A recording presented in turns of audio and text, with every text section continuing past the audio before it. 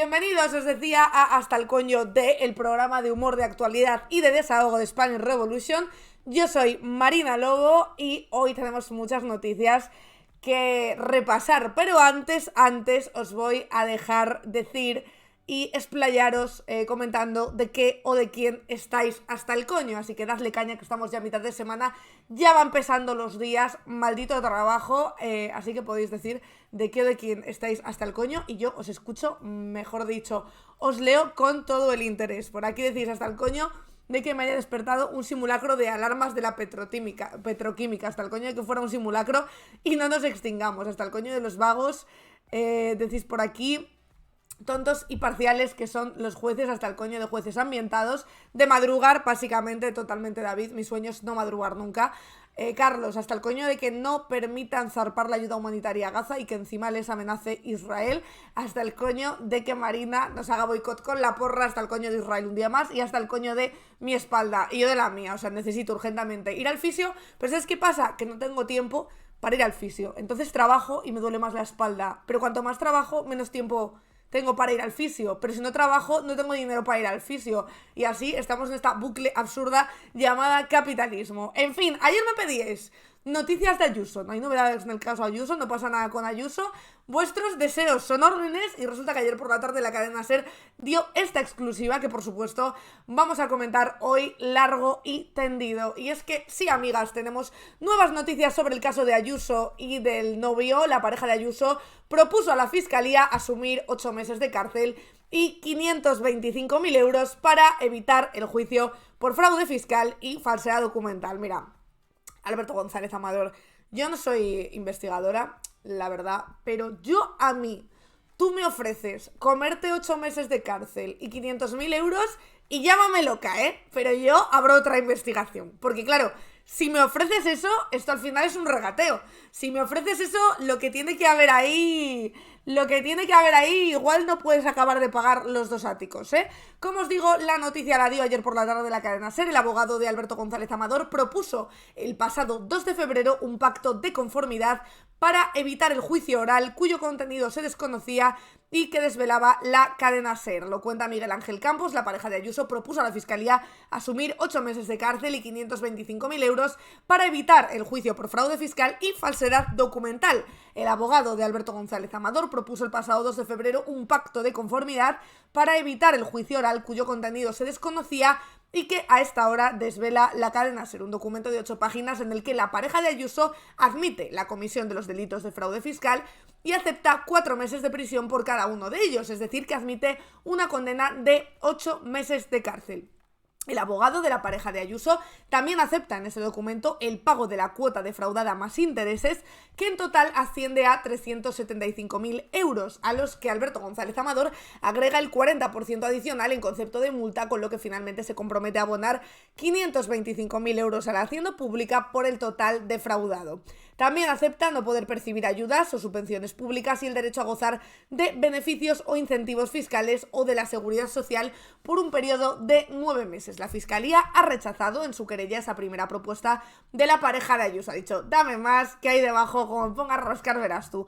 Quiere que además de los 2 delitos fiscales asuma el de falsedad documental porque Alberto González Amador, como ya recogimos aquí, empleó un entramado de facturación falsa para defraudar a la Hacienda Pública. El abogado relata en el escrito, además, que Alberto González intentó regularizar su situación pagando en el impuesto de sociedades de 2022 un total de 629.000 euros de más. Esto es, hizo los ejercicios donde presuntamente fue donde cometió el fraude además que él mismo ha admitido, haciendo unas facturas falsas en 2020 y 2021, y entonces vio la que se venía encima y en 2022 dijo, a ver, y si les ingreso una propina de más, claro, es lo que tiene tener una pareja del PP, ¿no? Que te crees que con un sobre que se te cae al suelo lo arreglas todo. Dijo, si les ingreso un poquito de más, a lo mejor me perdonan la cárcel y la multa, ¿no? Y entonces ingresó de más, o sea, intentó darle una propina, intentó darle un soborno aquí a través del IRPF a Hacienda. En fin, la verdad, para mear y no echar gota, este caso. Y como os digo, sigue la noticia explicando que el abogado de la pareja de Ayuso reconoce que el pago se produce una vez ya se ha iniciado el procedimiento inspector y que por lo tanto no puede operar como causa exculpatoria o de exoneración de responsabilidad con lo cual estamos completamente de acuerdo, según dice el letrado con la Agencia Tributaria. Hacienda, además, no puede operar de otro modo porque le obliga la ley. Una vez ya se ha iniciado un procedimiento inspector, no proceden regularizaciones, devuelve el dinero pagado de más irregularmente por Alberto González y lo fía todo al procedimiento judicial. Así que en este punto estamos. Hay que recordar que Isabel Díaz Ayuso, para mí, ha cometido un error garrafal, aparte de ser Isabel Díaz Ayuso, pero es que desde el primer momento ella se ha erigido en la defensa de su pareja.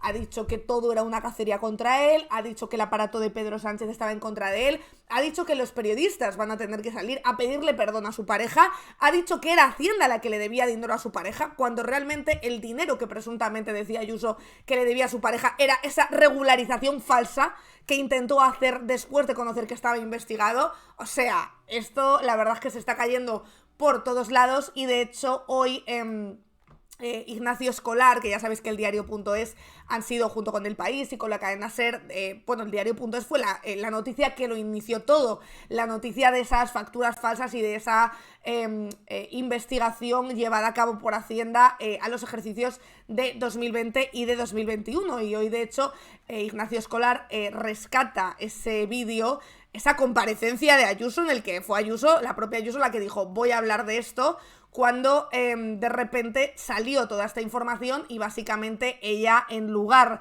de dar explicaciones, oye, de decir yo no sé nada y voy a dejar que la justicia siga su curso, que a lo mejor, visto lo visto, hubiera sido lo más lógico, ¿no? O lo que le hubiera podido librar un poco más, no, ella cogió y dijo, os vais a cagar todos, con mi novio no se mete nadie, tranquilo cariño, te voy a defender, y claro, el te voy a defender, pues al final resulta que a lo mejor ha quedado un poquito mal. Os enseño por aquí el vídeo que comentaba ayer Ignacio Escolar. Dice, aconsejo ver el vídeo para próximas ocasiones y para comprobar cómo la presidenta de la Comunidad de Madrid soltó una mentira descomunal. Este fue el vídeo, además, después de un consejo de gobierno del Partido Popular. Es decir, si alguien ha convertido o ha contribuido a convertir en un acontecimiento político el fraude de su pareja, esa ha sido Isabel Díaz Ayuso, que como recordemos utilizó, y aquí lo veis, todo el escenario y la prensa del Consejo de Gobierno para defender a capa y espada a su pareja y para inventarse datos. Hasta donde sé, mi pareja está sufriendo una inspección fiscal salvaje que afecta a 2018, 2019, 2020, 2021 y ahora pretenden que sea el 2022, para retrasar los casi 600.000 euros que Hacienda le debe. Es falso que sea él quien debe a Hacienda 350.000 euros por fraude y no solo no le debe nada, sino que es Hacienda quien le debe los casi 600.000 euros a pagar por intereses. Es una inspección de Hacienda sacada de quicio, ni más ni menos. Aquí no hay ninguna trama, ni sociedades pantallas, ni nada como... Recordemos que en ese momento ya no era una inspección de Hacienda sacada de quicio, la inspección de Hacienda ya se había hecho y se le había dicho a este señor que había cometido 2 delitos. Es decir, la inspección de Hacienda ya había sido llevada a cabo, se había visto que podía haber indicios de delito y se había elevado a la Fiscalía. Ni sociedades pantallas, ni nada como se está diciendo. Hay un caso turbio de todos los poderes del Estado contra un ciudadano anónimo, un particular al que le deben casi 600.000 euros, quiero recordar. Le deben 600.000 euros, por eso él se ofrece a pagar 8 meses de prisión y 500 y pico mil euros, ¿verdad? Porque Hacienda le debe 600.000 euros. En fin, lo decíamos aquí, las mentiras tienen las patas muy cortas y la verdad es que lo de Ayuso está dinamitando por todos los lados. Cada vez el caso es más gordo, cada vez salen más cosas a la luz y cada vez las mentiras de Ayuso quedan peor cuando miras lo que dijo hace unos días.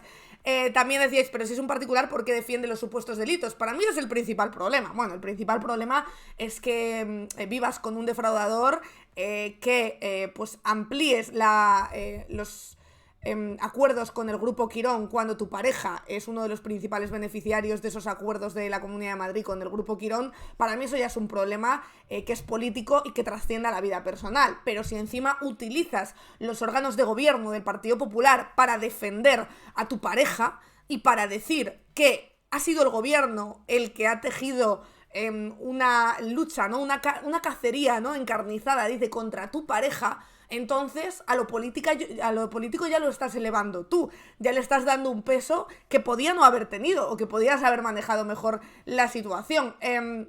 Decís por aquí, las defensas de Mar. Bueno, ese es otro punto interesante. Miguel Ángel Rodríguez, que ya sabéis que ha sido siempre la figura en la sombra de Isabel Díaz Ayuso, de repente parece ser que esto les pone muy nerviosos porque de repente Miguel Ángel Rodríguez empieza a tuitear sin control. De hecho, es el propio Miguel Ángel Rodríguez los que les dice a los medios por dónde seguir. Porque, por ejemplo, es el propio Miguel Ángel Rodríguez el que le pasa, por ejemplo, a El Mundo esas supuestas comunicaciones en las que además miente Miguel Ángel Rodríguez y luego miente El Mundo, diciendo que fue la Fiscalía la que le ofrece un pacto al novio de Ayuso, algo que no tiene absolutamente ningún sentido. Luego de repente se filtra el mail verdadero, no el mail cortado como les había pasado a Miguel Ángel Rodríguez, en el que se ve que es al revés, que es el abogado del novio de Ayuso el que le ofrece ese pacto a la Fiscalía, que además la Fiscalía en ese momento no acepta. Entonces es Miguel Ángel Rodríguez el que va marcando todo el rato por dónde tienen que investigar los y las periodistas que están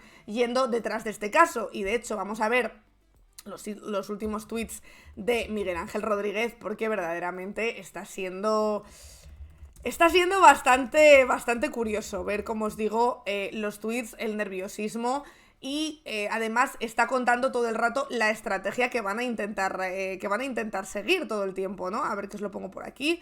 Aquí vemos los tweets de Miguel Ángel Rodríguez. Fijaos, aquí tenéis la cuenta que ya os digo, antes rara vez utilizaba, sobre todo para dar opiniones personales. Podía utilizarlo a lo mejor para retuitear o para hacer cosas así, pero no para dar este tipo de opiniones. Por ejemplo, hace 15 horas el último tuit que puso es: tengo la sensación de que el fiscal general del Estado terminará en la cárcel.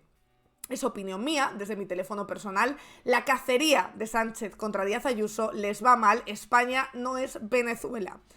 Más cosas, también dice: Sánchez, desesperado, quiso tapar los negocios raros de su mujer y el enriquecimiento raro de su hermano con una inspección fiscal, pero Hacienda tiene que devolver 552.000 euros a González Amador. Ni Televisión Española ni los medios sanchistas han dado la noticia. Debe ser a los únicos a los que no pagáis y por tanto no le habéis podido colar. Tremendo bulardo que se comieron con gusto, por supuesto, y con patatas fritas, los medios de comunicación financiados por la Comunidad de Madrid, que es una de las claves también en todos estos casos y en las informaciones que están saliendo. Y es que efectivamente no, Hacienda no le debe dinero a este señor. Este señor intentó básicamente darles dinero para evitar todo ese proceso que estamos viendo ahora. Pero espérate, que se pone más nervioso. El País miente, dice que hemos convocado a 30 periodistas para explicar nuestra relación con el Grupo Quirón. Eran 36. Prefieren que hagamos... Es que a vosotros os gusta mucho el 36. Prefieren que hagamos un Begoña, que nadie dé explicaciones. La CM sí es transparente. El País no ha publicado ni una línea de los negocios de Begoña. El País miente. Guau, está siendo espectacular. Como os digo, el país, Prisa, El Diario. Recordemos que este señor fue el mismo que se inventó y que admitió su bulo de que 2 periodistas encapuchados del Diario y del País habían intentado entrar por la fuerza a la casa de Isabel Díaz Ayuso. No sabemos a cuál, porque como ahora resulta que tiene varias. Está siendo bastante loco, está siendo bastante loco. Hoy, de hecho, ha salido una información que tiene que ver con Begoña Gómez, con la mujer del presidente del gobierno. Que aquí hemos comentado alguna vez esos contratos y las cosas que podían ser más susceptibles de investigación, pero hoy hay que ver cómo los medios de derechas, el titular que dan es que se ha abierto diligencias en un juzgado de Madrid contra Begoña Gómez por un presunto tráfico de influencias y de corrupción en los negocios, pero luego verdaderamente ves quién ha abierto esas diligencias.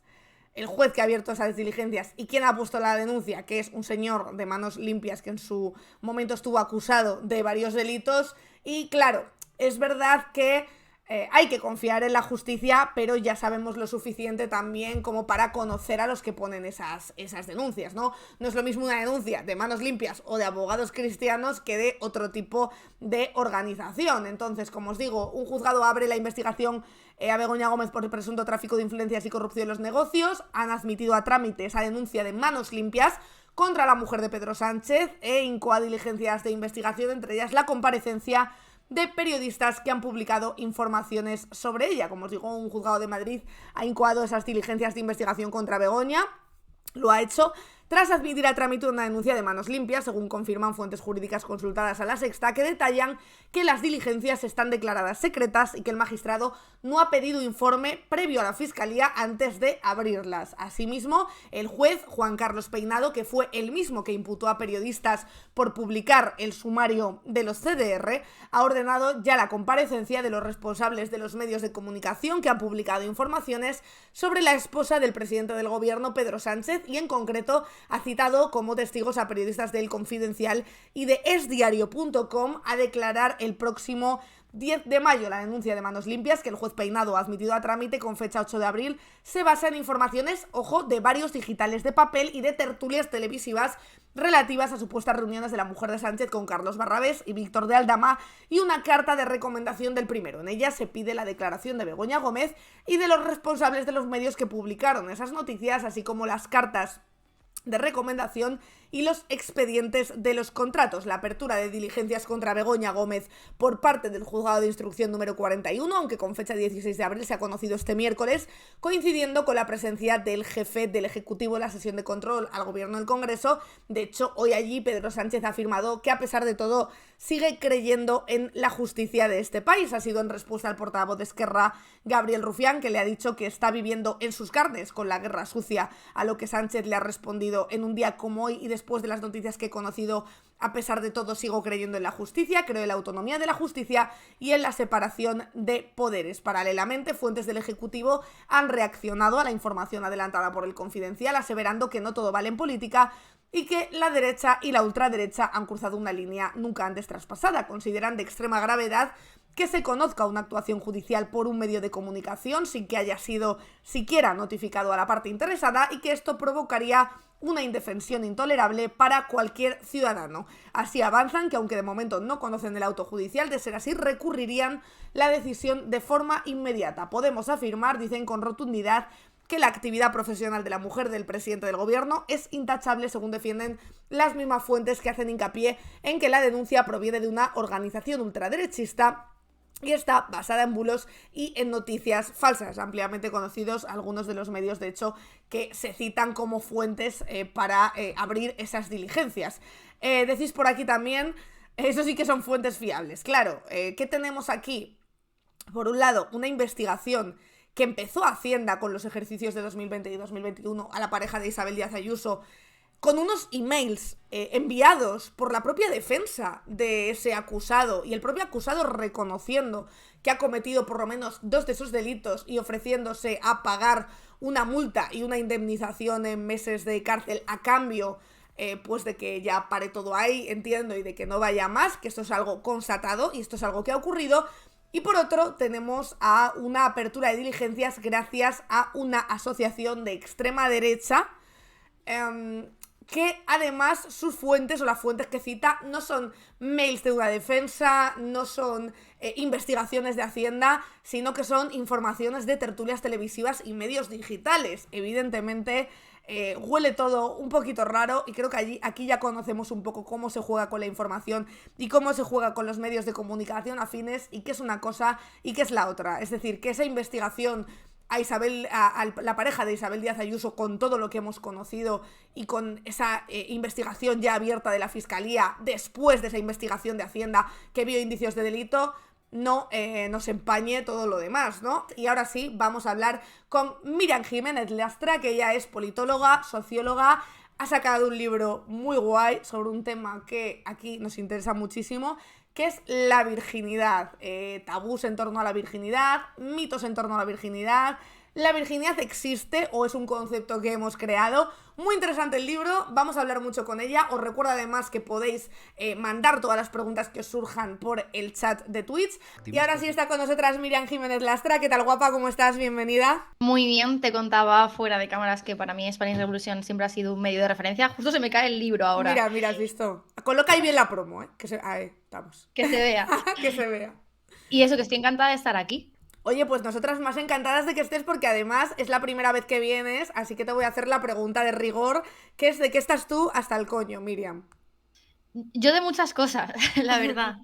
Pero en concreto hay una que yo creo que me toca mucho y que viene mucho a cuento con vosotros, yo creo, que es que me enfada mucho que pesen más las narrativas que las realidades, ¿no? Y yo lo veo constantemente, ¿no? Por ejemplo, esta mañana estaba viendo tweets, siempre se están metiendo con Broncano, con Silvia, la presentadora de televisión española, y es como, nadie ve Telemadrid, nadie se queja de Telemadrid. Claro, cuando ellos están en el poder y controlan esas narrativas, no les importa, pero cuando hay otros que ponen a otro tipo de presentadores de diferentes ideologías, porque hay de todo, se quejan. Entonces, bueno, a mí me molesta mucho que estemos en unos tiempos en los que importe más la narrativa que la realidad. Sí, de esa narrativa hablamos mucho aquí y de hecho tu libro también va un poco de la narrativa, porque el libro que lo acabas de sacar, que justo hemos hablado, que lo presentaste el otro día y que ayer estuviste firmando en San Jordi, es ¿La virginidad no existe o sí?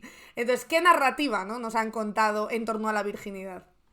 Pues, hombre, pues principalmente que la virginidad es un estado biológico, nos han contado esa narrativa, previo a la penetración de un pene. No sé si puedo decir estas palabras en Twitch. Sí, sí, puedes decir, ¿sabes que hoy justo cuando he puesto el título, o sea, puedes decirlo pero no escribirlo? Aquí para decir te dejan de todo, ¿sabes lo que te digo? Pero luego, por ejemplo, en el título que he puesto los mitos de la virginidad con Miriam, he tenido que quitar una I de virginidad porque no me dejaba Claro, poner virginidad, madre claro. mía. Suele pasar. Yo constantemente tengo que estar modificando todos mis vídeos en redes sociales para que no bueno, que no vean que estoy haciendo un contenido como muy político, porque me lo cierran. Sí, sí, todo. sí, totalmente. Pero vamos, de decir, aquí se puede decir lo que quieras. Luego ya. Genial.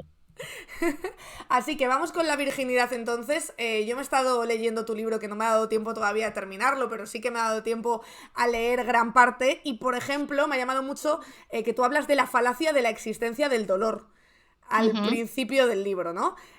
Claro, yo lo pensaba y decía, pero ¿qué es una falacia? Yo pensaba que como que a todas nos dolía y que el dolor era algo como que tenías que sentir sí o sí cuando perdías la virginidad.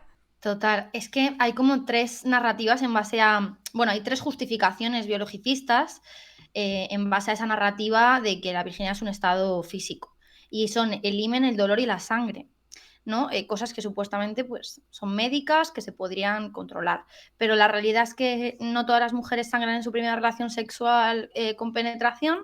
La realidad es que no te tiene por qué doler y la realidad es que el himen es una membrana flexible que no se tiene por qué romper y que de hecho hay mujeres que llegan a dar a luz con su himen ahí.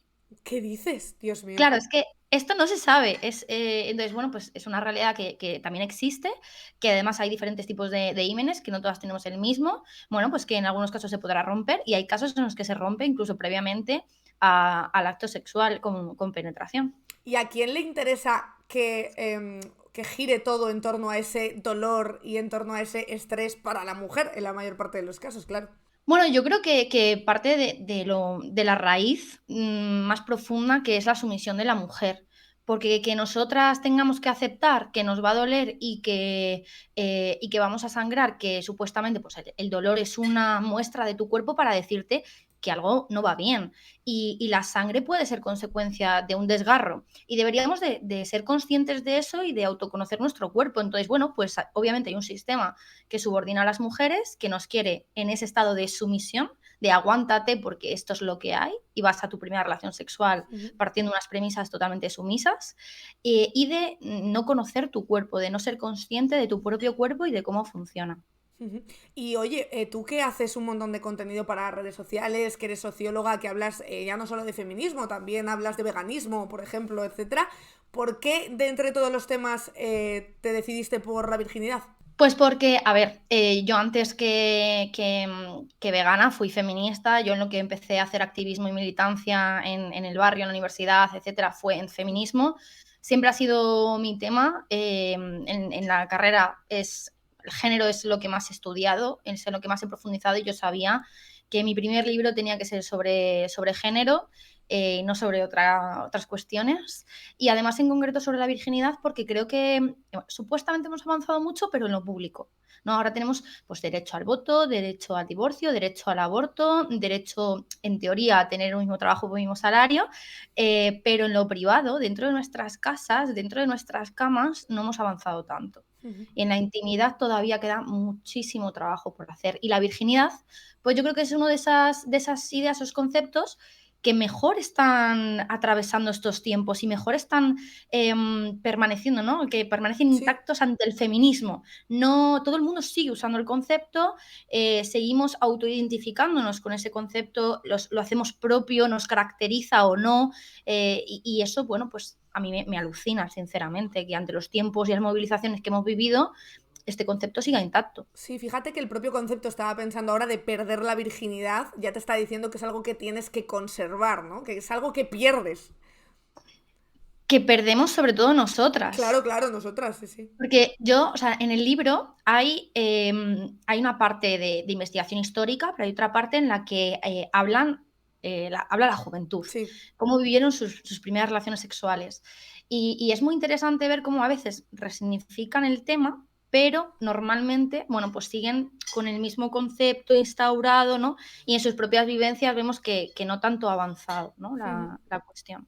Hay un tema que me llama mucho la atención, que de hecho yo llevo dándole vueltas pues durante los últimos meses mucho, que es el tema de las relaciones verdaderamente igualitarias, ¿no? O verdaderamente iguales. Porque tú hay un momento en el que dices el hecho de que las mujeres comiencen su primera relación sexual a una edad parecida a la de los hombres tiene consecuencias sociales no solo diferentes, sino desiguales. Ellas viven su primera relación en base a prejuicios y normas sociales machistas que empujan a que vivan esta y otras experiencias de manera cohibida y constreñida. ¿La relación completamente igualitaria, en este caso estaríamos hablando entre un hombre y una mujer, existe o es un oxímoron? Porque a mí a veces me parece que es imposible que la relación sea igualitaria del todo. Yo creo que sí que se puede conseguir. Creo que es complicado, sobre todo porque no creo que hayamos avanzado tanto en lo íntimo y dentro de nuestras casas. Pero sí que creo que puede ser posible. A mí siempre me preguntan, bueno, pero cada uno pues vive su primera experiencia de una manera diferente. Yo a lo que voy es a que cada persona es diferente, todas las personas somos diferentes y nos enfrentamos y tenemos experiencias diferentes. La cuestión es si estamos teniendo experiencias desiguales. Hmm. Y la cuestión es esa, que nosotras pues, nos enfrentamos a esas primeras relaciones sexuales desde la sumisión, desde el cero conocimiento de nuestro cuerpo, desde el ser un objeto de deseo más que sujeto activo, porque nadie nos ha dicho que nosotras somos sujetos activos de la sexualidad, y en cambio ellos todo lo contrario, ellos parten de ser quienes, que es una presión también para ellos Sí. muy chunga, que ellos son quienes tienen que controlar, quienes tienen que saber, quienes tienen que durar, quienes tienen que mostrar ese macho, ¿no? en la sexualidad. Es horroroso. Claro, ¿cómo afecta todo esto a los jóvenes? Antes hablabas de ellos y de que es verdad que sigue persistiendo eso de hablar de la virginidad, aunque es verdad que las generaciones venideras son mucho más libres, yo creo, en cuanto al tema de hablar la orientación sexual o de incluso no hablarla, pero dar por hecho que oye, que cada uno hace lo que quiere. En el tema de la bisexualidad, yo creo que son mucho más abiertos y abiertas en muchísimas cosas, pero no en el tema de la virginidad. ¿Cómo se podría empezar a deconstruir ese término de la virginidad? ¿Por dónde tendríamos que empezar? Por dejar de usarlo. Yo creo, es algo que también comento en el libro, que lo primero que tenemos que hacer es dejar de usar ese término en absolutamente cualquier sentido. Virgen, el aceite, no Vale. las personas.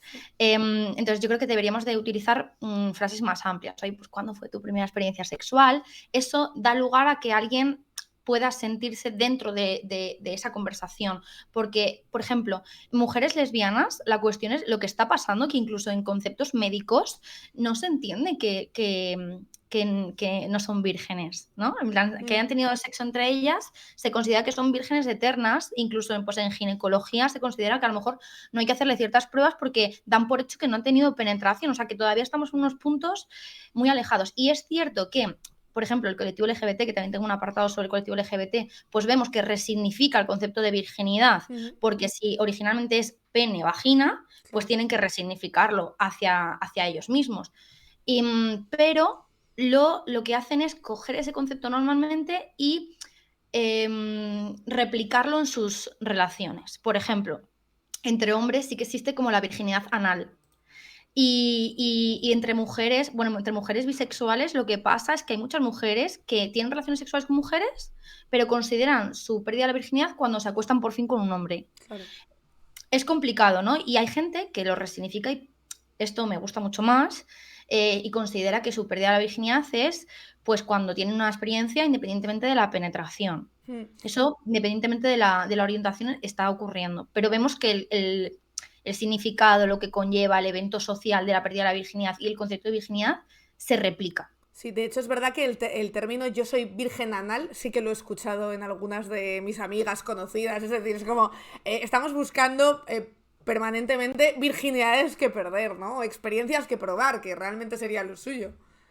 Totalmente, o sea, al final, cuando es un evento social, tú también quieres participar de él. Y sobre todo en la adolescencia, cuando tú quieres encontrar tu lugar y, bueno, pues para quien no lo sepa, la edad media de una primera relación sexual con penetración son los 15 años.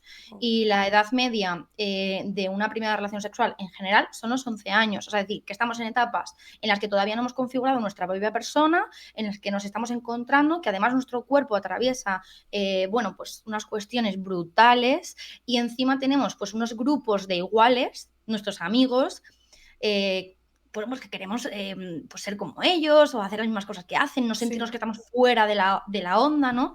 Y eso, bueno, pues en concreto con todo lo que conlleva el concepto de virginidad para ellos y para ellas puede ser muy negativo, sobre todo en esas edades. En las primeras páginas que hacías referencia tú antes a la parte de la investigación histórica, ¿no? Acerca de la virginidad y sus lazos, pues tanto con la historia como con la religión, por ejemplo, que hay una relación ahí bastante importante.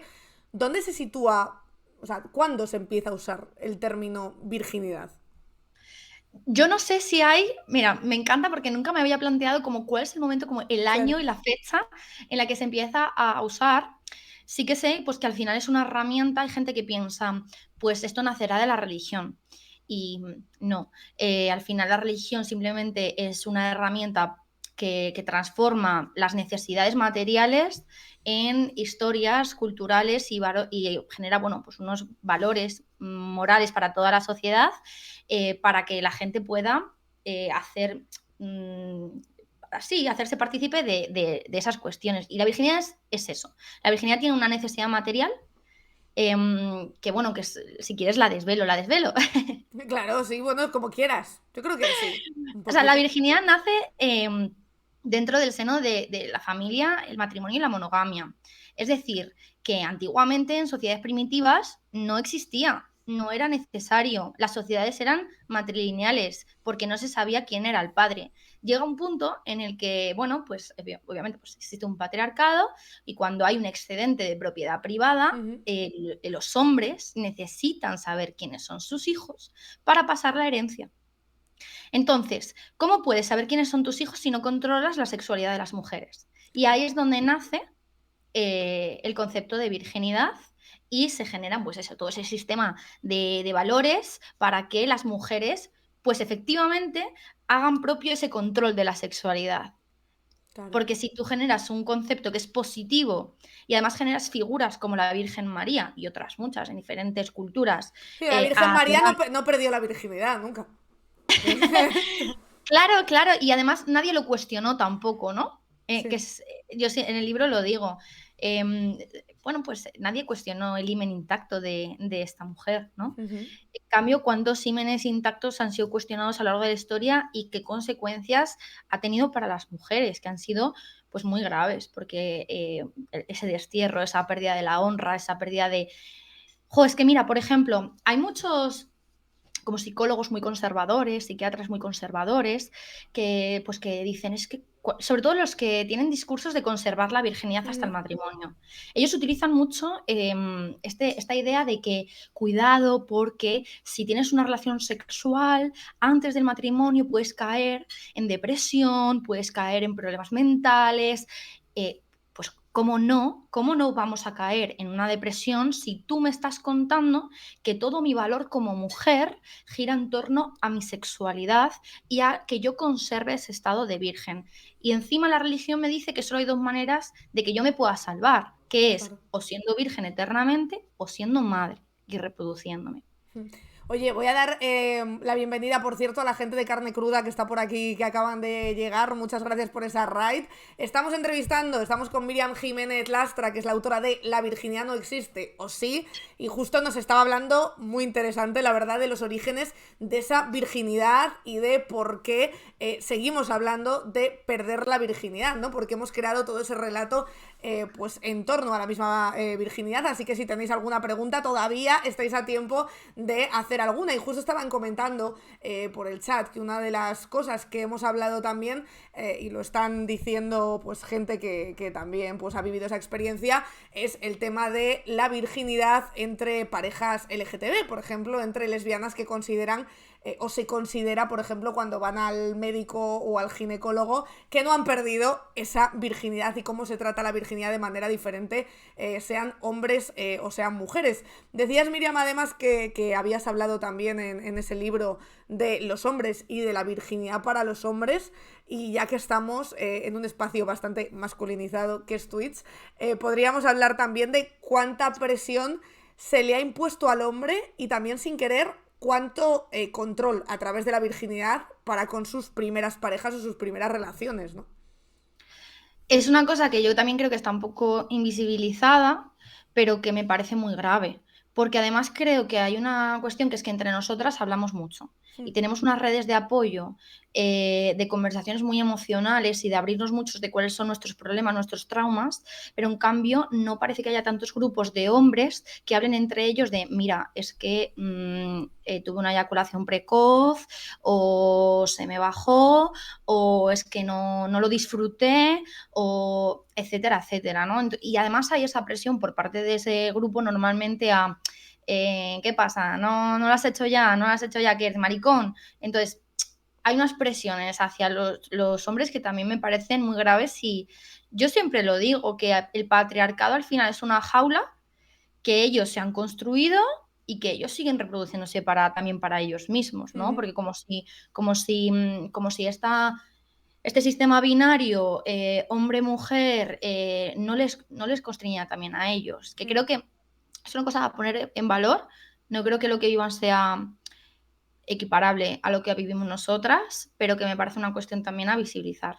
De hecho, dicen por el chat, es curioso cómo al hombre se le ataca por ser virgen, en cambio a la mujer se le premia por ser virgen, ¿no? En muchas ocasiones. Sí, bueno, esto depende también ahora mismo del grupo de iguales y de con quién estés socializando, ¿no? Porque tenemos una sociedad muy diversa. Entonces, probablemente si estés en un grupo de adolescentes, a una mujer virgen tampoco se le premie, sino que esto es increíble, ¿no? Porque la sociedad sí que sigue manteniendo que si te acuestas con muchos, pues eres una puta. Básicamente es que sigo sin saber si puedo decir estas palabras. Sí, puedes, no te preocupes. Aquí Vale. se dicen cosas peores todo el rato. Pero luego también pasa que una mujer joven, si no lo ha hecho, es una mojigata y también se la culpa, ¿no? Entonces, como que estamos viendo que hay, dependiendo de qué sectores, también dentro del feminismo creo que hay que hacer una crítica, que hemos vendido esa mujer moderna, esa mujer que tiene que acostarse con más mejor, nos hemos equiparado a ellos, ¿no? Que parece que nos teníamos que comportar como ellos, y bueno, pues también hay una crítica a esto en el libro porque obviamente pues también es una presión que también estamos añadiendo. Y de hecho comentan por el chat, ¿qué opinas de estos grupos de hombres que ahora hablan del valor de la mujer? Hay muchos vídeos, sobre todo en TikTok, de hombres muy jóvenes, además, y de chicos muy jóvenes, que hablan de cuánto valor tiene tu mujer, con cuántos se ha acostado o con cuántos no, para ver si es tu pareja ideal o solo una tía para pasar una noche, ¿no? Bueno, es que es alucinante porque hacen cálculos, ¿no? Hacen Claro. como fórmulas matemáticas, en plan, ¿cuántos años tiene? ¿Con cuántas personas se ha acostado? Bueno, en fin, es que es alucinante. Probablemente nadie pasa o sea, casi nadie pasa ese cálculo. Es como que tienes que haberte acostado solo con una persona. Claro. Es que el otro día me puse a hacer cálculos, yo también, en plan, a ver si entro.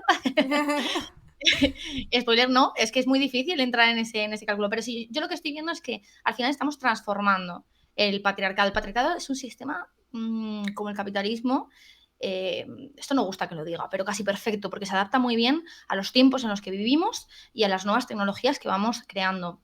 Por ejemplo, en TikTok también he visto a muchos menores de tipo 12, 13 años, 11 años, 14 años, esa franja, que se llaman a sí mismos kilómetro cero.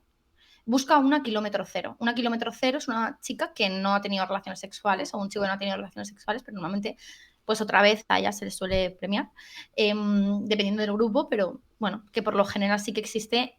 Mira, si no premiar, sí que existe un castigo, sí que existe una coerción si tú te sales de lo que se supone que debería ser. Entonces, existe también el body count, ¿no? Sí. Que hay mucha gente que todavía no conoce lo que es, que el body count era una cosa que se inventaron en las guerras para, bueno, pues contar cuántas personas habías matado, que yo creo que en el Call of Duty también salía, ¿no? Pues body count, cuántas personas has matado en una guerra. Y ahora el body count es cuántas personas se ha acostado una mujer. Entonces, el body count de una mujer, dependiendo supuestamente de ese body count, pues tú tienes más valor o menos valor. O sea, yo veo que es terrible cómo seguimos adaptando y ahí voy, que es que en lo privado no hemos avanzado tanto, se sigue juzgando nuestras vidas y seguimos construyendo nuestras personalidades en base a pues unas ideas muy patriarcales. De hecho, estaba pensando en lo que has dicho de kilómetro cero, que la verdad lo de kilómetro cero yo no lo había escuchado, pero puede tener mucho de inseguridad, de decir, bueno, voy a buscar una mujer que no haya estado con nadie y así, oye, todo le parecerá probablemente estupendo y no tendrá con qué compararme, ¿eh? Puede haber un poco de eso también. Sí, totalmente, vamos. Hay una idea también muy patriarcal de ser ese el primero, el que le roba, le quita la virginidad a esa mujer, el que la cambia, el que va a ser importante para toda su vida. Hay una idea muy patriarcal. Yo cuando hacía los grupos y le preguntaba pues a la juventud, a los jóvenes y a las jóvenes, oye, pues si se pierde la virginidad, ¿también se gana algo? Y la mayoría de ellas decían, nosotras no, que vamos a ganar, no ganamos nada. En cambio ellos es como si ganaran una batalla. Me decían constantemente esto. Es como si ganaran una batalla, como si se pusieran un mérito, una chapita, ¿no? Mientras que para nosotras es denigrante cuantas más personas nos vamos acostando, para ellos es pues mejor. Y sí, yo veo totalmente lo que estás diciendo, que hay muchos hombres que obviamente pues. Y lo veo también cuando a veces buscan, el que no tiene por qué ser un patrón, pero si lo es, cuando buscan chicas más jóvenes, pues que a lo mejor es que las de tu edad, bueno, pues están mucho más espabiladas y no te apetece eso, ¿no? O no estás preparado para estar con una mujer de tu edad que a lo mejor tiene un aprendizaje mucho más mayor que el tuyo y una chica pues más joven, pues mira, ha estado con menos tíos, no tiene con quién comparar, no te va a cantar tanto a las 40. Bueno, en fin, como que hay unos sistemas que se siguen reproduciendo. Totalmente. Oye, Miriam, muchísimas gracias. Ha sido una charla muy interesante. Gracias por pasarte por aquí, por responder a nuestras preguntas y mucha suerte con el libro. Nada, gracias por invitarme. Hasta luego, Miriam. Nos vemos. Chao. Adiós. Ahí teníais a Miriam Jiménez Lastra, que como os digo, ella es socióloga, es politóloga y ha escrito este estupendo libro sobre la virginidad, que además nos ha contado cosas muy interesantes sobre los orígenes. El libro está muy guay, muy guay, muy guay. De hecho, ya os digo, tiene mucha información, mucha bibliografía, mucha historia, mucho de religión, mucho de sociología y mucho de hablar con la gente joven para ver cómo efectivamente la virginidad, y es verdad que yo no lo había pensado hasta que afronté el libro, ¿no? Es uno de los términos que el feminismo no ha logrado todavía deconstruir y que se deje de hablar de perder la virginidad en esos términos que, como prácticamente en todos estos casos, pues suelen ser denigrantes o no suelen salir a perder a las mujeres. ¿Os ha gustado? Espero que sí. Si queréis le pido un par de libros, a ver si la editorial nos cede un par de libros para sortear aquí, que ya sabéis que estamos haciendo tongorteo. Y ahora vamos a hablar de otro tema que empezamos ayer. Ayer acordaos que se celebró un Consejo de Ministros que anunciaba unas ayudas o un fondo para reparación de las víctimas de los abusos en la Iglesia. Decía, y recogimos aquí esas declaraciones, el ministro de Presidencia, Félix Bolaños, que él creía que la Iglesia esta vez sí que iba a querer participar en el fondo y sí que el cepillo lo iba a volcar para ayudar a esa gente, a esas víctimas de sus propios abusos, pero resulta que a lo mejor tuvo demasiada fe en este caso, ¿verdad? Félix Bolaños, y lo decíamos aquí, que nos extrañaba un poco, y efectivamente la Iglesia ya ha respondido al gobierno y no aceptan un plan que, dicen ellos, discrimina a la mayoría de víctimas. Muchas gracias, por cierto, por ahí FNZTO, que ha hecho ahí un montón de suscripciones. Vamos, que ya llegamos a 30, vamos, es que no me van los aplausos hoy del Stream Deck. Perdonad, que está actualizando. os decía que la Iglesia ha respondido al gobierno que no aceptan un plan que, dicen ellos, discrimina a la mayoría de las víctimas. Ahora veremos qué es lo que alega, ¿no?, en esta ocasión. La Conferencia Episcopal Española ha respondido al plan del gobierno que contempla indemnizaciones a las víctimas de abusos en la Iglesia y ha señalado que la Iglesia no puede aceptar, dicen, un plan que discrimina a la mayoría de víctimas de abusos sexuales. El ministro de la Presidencia, Justicia y Relaciones con las Cortes, Félix Bolaños, ha explicado este martes los detalles del plan de reparación que contempla indemnizaciones a las víctimas de abusos en la Iglesia y ha confiado en que la Iglesia sufrague y asuma dicho coste. El texto presentado parte de un juicio condenatorio de toda la Iglesia, dicen, realizado sin ningún tipo de garantía jurídica, un señalamiento público y discriminatorio por parte del Estado. No, los que discriminaban eran ellos, pero a los adultos, solo les gustaban los niños. En un mensaje publicado poco después en la red social X, el presidente de la Conferencia Episcopal, Luis Argüello, ha insistido en ese desacuerdo, y ha dicho que la Iglesia no quiere que el Estado asuma su responsabilidad económica, moral y espiritual con las víctimas de abusos, ni que el gobierno regule lo que no le corresponde. Ha de regular para que todos, desde el respeto al principio de legalidad y de universalidad, y que ahí nos encontraremos. Vamos, que parece ser que la Iglesia Católica va a arreglar esto como arregla todos sus pecados, rezando un Padre Nuestro al final de su vida. Creo que es la única indemnización que pretenden aportar desde la Iglesia Católica. Los obispos critican además que al centrarse solo en la Iglesia Católica, el plan de gobierno aborda únicamente una parte del problema. Es un análisis, dicen, parcial y oculta un problema social de enormes dimensiones. Claro, vosotros sobre todo que no os sintáis solos, ¿eh? De hecho, vamos a hacer ahora unas charlas que van a ser pederastas anónimos, para que os reunáis todos ahí y pongáis en común lo que se os pasa por esa puta cabeza.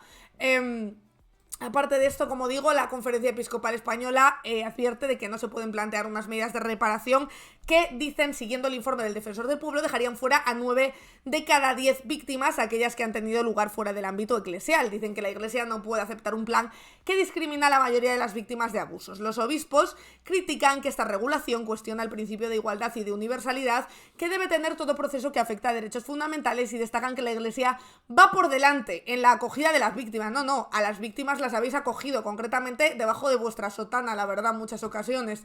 Son los poderes públicos, dicen además, los que deben desarrollar medidas oportunas en esta labor de proteger a los menores en tantos ámbitos de su competencia. Yo también lo creo. Mira, yo creo que el Estado también debería hacer más por proteger a los menores, y lo que debería hacer es prohibir la religión y cerrar las putas iglesias. Ya verías tú cómo así reducíamos drásticamente los casos de abusos sexuales, y contentos todos, y a buscaros un puto trabajo de verdad, sinceramente. Estáis diciendo por aquí, Mick dice: yo lo sufrí, no me dio tiempo a denunciar. Ya lo conté ayer, no sé ahora cómo funciona, porque además este fondo también eran para situaciones que ya habían prescrito, y ya sabéis que con la ley de infancia que se reformó, acordaos, hace años, que de hecho participó y habló en ella este hombre, ¿cómo se llama? El músico James Rhodes, que se me había ido por un momento el nombre. Creo que ya no... O sea, como que no hay una fecha para poner las denuncias, porque, claro, en muchas ocasiones son recuerdos traumáticos que te llegan ya de adulto, cuando lo has vivido de niño o de niña, y lo que pasaba era que muchas de esas cosas habían prescrito. Creo que ahora ya eso no funciona de esa manera. No sé si puedes informarte, porque a lo mejor, aunque hayan pasado muchos años, con las nuevas leyes aún estás a tiempo. Decís por aquí, a ver qué os leo, qué poca vergüenza tiene. No, es que es acojonante, es como... No, creemos que el Estado debería hacer más. Yo también, yo creo que el Estado debería chapar las iglesias hasta que dejarais de abusar a putos niños. Yo también lo pienso, la verdad. De hecho, creo que se deberían haber cerrado todas las iglesias de todas las religiones hace muchísimo tiempo, si queréis mi opinión, y ya veréis cómo acabábamos con un montón de problemas. Como os digo, la noticia sigue con esa respuesta de la Conferencia Episcopal, y dicen que valora las medidas que se refieren a todas las víctimas y que en ese aspecto trabaja y trabajará también la Iglesia con la experiencia que ella misma puede aportar para acoger a todos los que ha sufrido y sufren esta lacra, dicen. En el comunicado, la Iglesia mantiene su compromiso de continuar con la acogida a todas las víctimas de abusos sexuales para acompañarlas y repararlas. Bueno, que no las acompañen mucho, que ya vemos un poco de qué palo van. Sinceramente, una vergüenza, lo dije ayer, creo que Félix Bolaños no debería haber sido tan poco contundente para con la Iglesia, porque sinceramente se veía venir que no lo iban a aceptar, porque aquí, como nadie les impone absolutamente nada y se les ha dejado hacer lo que les ha dado la gana, pues así estamos. ¿Cómo van a aceptar pagar dinero si no han pagado nunca por absolutamente nada? Y que cuando salieron las investigaciones del país, que calculaba que 440.000 personas habían sufrido abusos sexuales por parte de la Iglesia Católica, dijeron, madre mía, qué exagerados son, no creo yo que todos hayan tocado a los niños. Bueno, el caso es que hay miles de denuncias, creo que unas, no me acuerdo vivos los datos ayer, pero hay miles de denuncias solo en nuestro país. Con lo cual, bueno, por no hablar de que en otros países donde hay Iglesia Católica ya han denunciado también miles de personas y efectivamente se ha creado un fondo de reparación para esos abusos de esas víctimas de la Iglesia Católica. Y bueno, que víctimas de la Iglesia Católica deberíamos ser todos y todas, sinceramente, porque todas en algún momento hemos sido víctimas. Sí, 440.000 era el dato que daba el país, mira. Víctimas, abusos sexuales. Creo que venía ayer, en la noticia que leímos ayer, la investigación del defensor del pueblo. Fijaos, es que es una puta barbaridad. O sea, es que la barbaridad es que esta gente siga abierta, la verdad.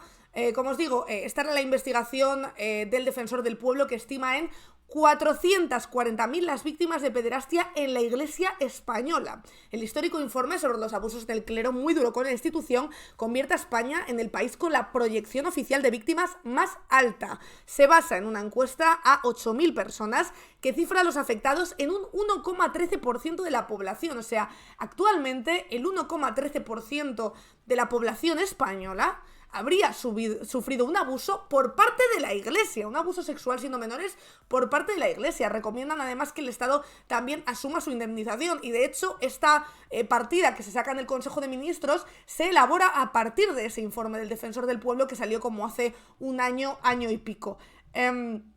Decís por aquí, qué vergüenza y qué horror. Es que son cifras que cuesta creer, pero salieron y yo creo que vale la pena recordarlas también para que veamos en qué baremos también nos estamos moviendo y a qué está diciendo que no la Iglesia después de haber cometido todos esos abusos. Aparte de esto, he traído alguna noticia más, pero vamos a ver si hay alguna actualización, porque ya sabéis que hoy el tema político está bastante candente, todo está muy centrado en esa noticia que conocimos ayer sobre la pareja de Isabel Díaz Ayuso, en el que él mismo llegó a asumir 8 meses de prisión y un pago de 550.000 euros a cambio básicamente de que no fuera a más. De momento no sabemos, parece ser, mucha más información. Ayuso parece ser que no ha salido a hablar, está pensando cuál debe ser ahora la línea de defensa de ese particular que es su pareja y a la que ella misma ha colocado en un escenario y en una batalla puramente política, aunque se queja de ello. Ella es la que lo ha elevado a ser un tema básicamente de Estado. Por cierto, han salido algunas noticias interesantes, como por ejemplo que Teresa Rivera va a ser la candidata del PSOE para las elecciones europeas. Por cierto, hoy he leído una crónica.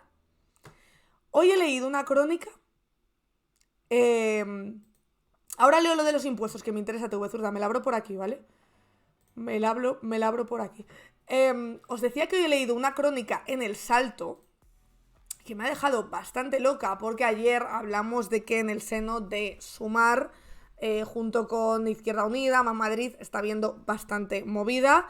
Se está liando bastante y hoy de hecho hay una crónica en El Salto de Daniel Galvalichi, que ha estado aquí alguna vez con nosotras hablando en concreto de Argentina, que es de lo que ha venido a hablar todas las veces, pero hoy es interesante porque cuenta lo que a mí me gusta, que es un buen salseo. Que es, ojo, me ha sorprendido alguna de las cosas. La lista de Sumar, decía en El Salto Galvalichi, para las europeas sigue en el aire y la relación de Izquierda Unida y Más Madrid está bajo mínimos. Ojo, fuentes de la coalición aseguran que siguen esperando un candidato de unidad que no sea Manu Pineda, que es el propuesto por Izquierda Unida. Yolanda Díaz hace visible su enfado con el partido de Sira Rego, en tanto el enfrentamiento con Mónica García lleva hasta el ultimátum de poner en duda su continuidad en el Consejo de Ministros. Quedan pocos días para cerrar la lista para el Europarlamento. Esto, como os digo, lo cuenta Daniel Galvalichi, es una crónica en El Salto. La lista para las europeas de la coalición sigue sin definirse en sus primeros 4 lugares, aquellos con más opciones de convertirse en eurodiputados, según las últimas encuestas. En el partido de la vicepresidenta esperan que se alcance un acuerdo para un candidato de unidad por parte de Izquierda Unida, ya que se resisten a que el número 4 sea Manu Pineda, quien su partido ha ratificado este lunes tras un debate interno como la persona designada para representarlo, básicamente porque ganó unas primarias en Izquierda Unida, que lo comentamos aquí con Manu, que ha venido varias veces a hablar sobre Gaza y sobre Israel, y en concreto la última vez como se presentaban las primarias para las europeas lo hablamos, había varios candidatos y él fue el más apoyado, además con bastante diferencia, con lo cual sería, creo que bastante escándalo, y creo que sería una línea roja para Izquierda Unida que de repente Sumar dijera que Manu Pineda no puede ser, cuando es el elegido por Izquierda Unida. O sea, la verdad es que muy torpes todos los movimientos que están surgiendo últimamente. Dicen que la situación por las negociaciones en torno a la lista para las elecciones del próximo 9 de junio para el Parlamento Europeo ha agudizado las contradicciones hacia el interior del mundo Sumar, es decir, del partido espina dorsal, Movimiento Sumar, y las confluencias con quienes comparten grupo parlamentario y frentes electorales. Los lugares que el negociador principal de Díaz, Josep Vendrell, ha asignado a los socios son un segundo puesto para Catalunya en Comú, un tercero para Compromís, un cuarto para Izquierda Unida y un quinto para Más Madrid, reservándose para Movimiento Sumar la elección de quien encabece, que previsiblemente será Estrella Galán, secretaria general de la Comisión Española de Ayuda al Refugiado. Sin embargo, el proceso negociador ha desatado una disputa interna sin precedentes desde que se formó la coalición y que ha dejado las relaciones de confianza casi rotas, según ha podido constatar El Salto con varias fuentes consultadas. De hecho, dicen que el epicentro del problema ha sido la reunión tripartita y al margen de Sumar, que decidieron hacer representantes de Más Madrid, de Izquierda Unida y de Compromís para intentar cambiar la correlación de fuerzas que veían adversa y el beneficio a los comuns con el segundo puesto. O sea, que esto es una batalla, es Juego de Tronos total. O sea, se reúnen fuera, al margen de Sumar, Más Madrid, Izquierda Unida y Compromís para cambiar la correlación de fuerzas porque creen que benefician a los comuns con ese segundo puesto. La intentona de negociación y puesta de acuerdo por su cuenta cayó fatal a Díaz y a su entorno, y de hecho tanto la vicepresidenta como uno de sus principales aliados han dicho a varios interlocutores que esas tres formaciones intentaron dar un golpe de estado sin ahorrarse el dramatismo, y se puede decir que desató las alarmas internas en un espacio como es la izquierda española, ya acostumbrado a vivir y percibir conspiraciones y traiciones. Lo cierto es que la relación de confianza de Díaz, quien fue dirigente de Izquierda Unida y concejala en Ferrol, con la formación coordinada por Enrique Santiago está en sus horas más bajas. La actitud del partido hasta hace poco liderado por Alberto Garzón cayó tan mal que la vicepresidenta dio instrucciones de permitir a Compromís que ocupe el tercer lugar con el propósito de perjudicar a Izquierda Unida.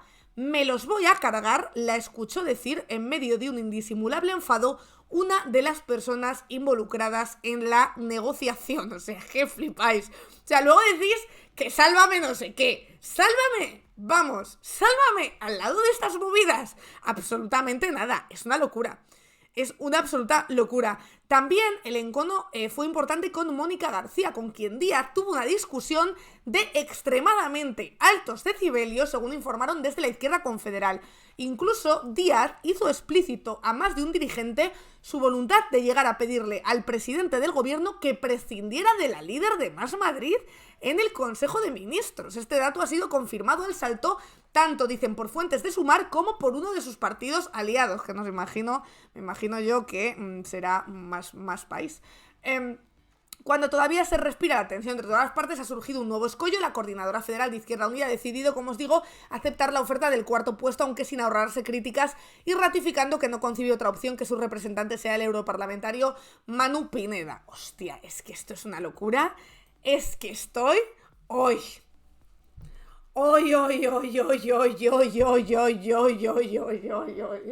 Por favor. Es que... ¿Y todo esto?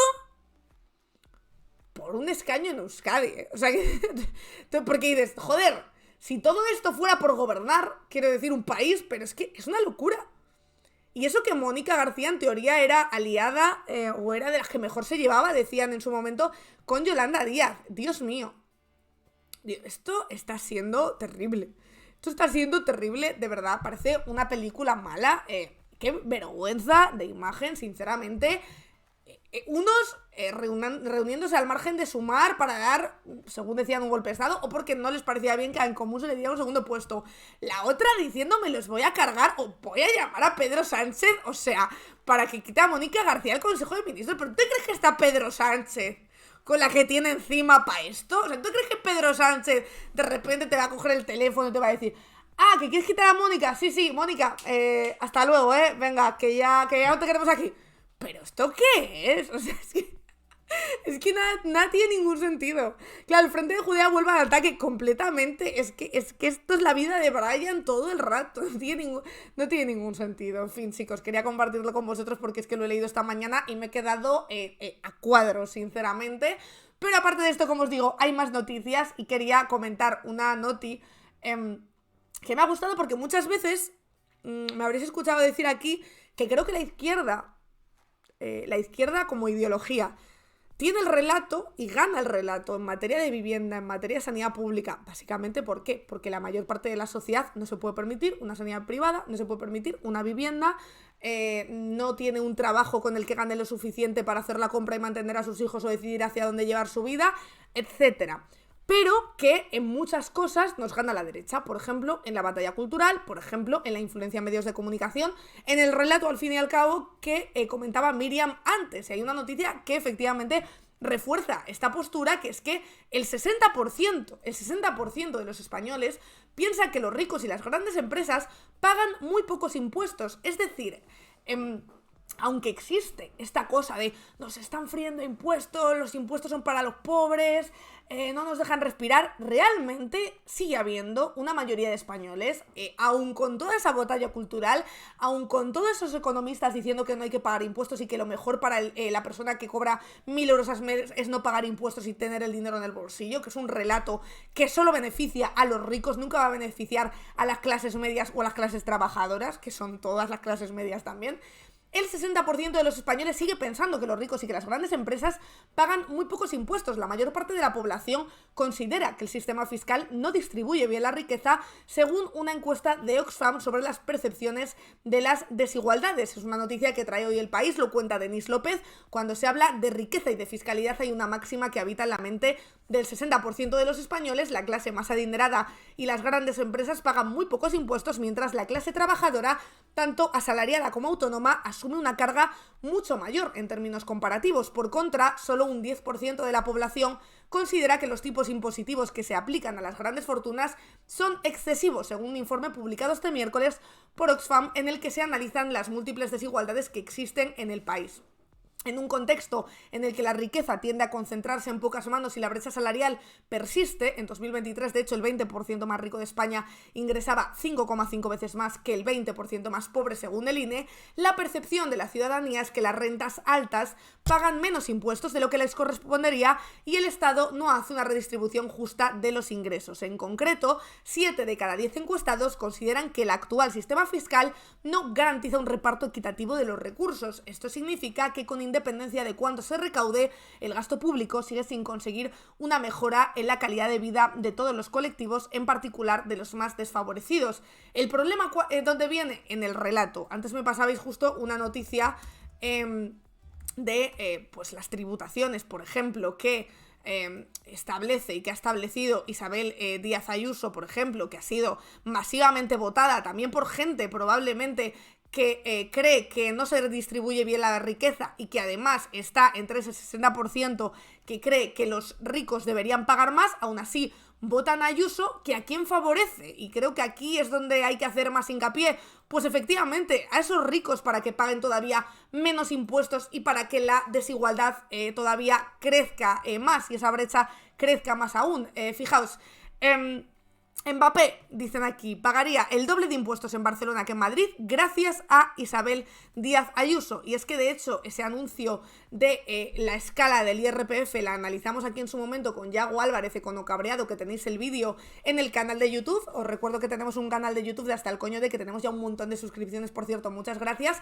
donde vamos subiendo todos los vídeos. Y hay un vídeo en el que con Yago Álvarez analizábamos uno por uno todos esos tramos y a quién beneficiaba verdaderamente esa fiscalidad de Ayuso, que vendió como que era para las rentas medias y bajas, cuando la realidad es que no. Ayuso nunca, ni el Partido Popular, va a favorecer, pero sobre todo Ayuso, a las rentas bajas o a las rentas medias, que son las bajas también. Siempre va a favorecer a las rentas altas, aunque le voten no solo las rentas altas, porque sería imposible que Ayuso gobernara solo votándole las rentas altas. Sin embargo, como idiotas caemos una y otra vez en creernos pues que nosotros y nosotras también nos vemos beneficiados de esa fiscalidad.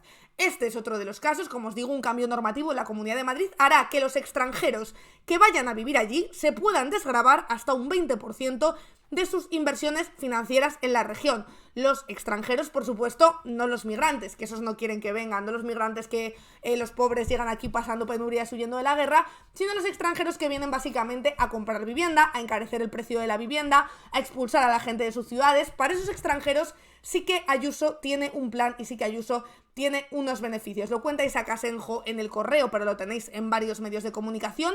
Mbappé dejará de ser jugador del Paris Saint-Germain el próximo 30 de junio después de 7 temporadas. Aún no se ha hecho oficial su próximo destino, pero todos los caminos, conducen al Real Madrid, con quien, según parece, este señor pues tendría un acuerdo para las próximas 5 campañas.